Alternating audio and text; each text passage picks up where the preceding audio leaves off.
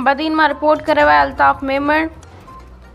सिंध के ॿियनि ज़िलनि वांगुरु ज़िले बदीन में भी उस्तादनि जी तंज़ीम पेटे अलिफ चूंडूं उर्दू स्कूल बदीन में मुनाक़िद कयूं वयूं, जिनमें ज़िले बदीन जे उस्तादनि जा अहदेदार बिना मुक़ाबले चूंडिजण ते ख़ुशी जी लहर छाइजी वई और मौक़े ते उस्तादनि पारां हिकु रैली पिणु कढी वई। रमज़ान जुणेजो पैनल पारां चूंडियल अहदेदारनि में सदर Mohammad Salim Memon, deputy general secretary Gul Mohammad Memon, general secretary Shakeel आरिसर, रियाज़ जुणेजो, मूसा रुस्तमानी, असदुल्ला ख़ासखिली, ताहिरा नाहिदा ऐं ख़ालिद अख्तर रुस्तमानी शामिल आहिनि।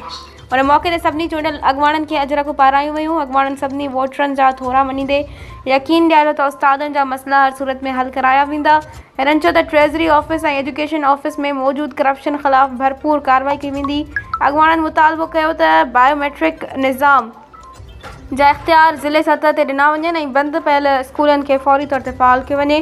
हिननि वधीक चयो त उस्तादनि जा ट्रेज़री ऑफिस सां लाॻापियल बाक़ी मसइला पिणु जल्द हल कराया वेंदा।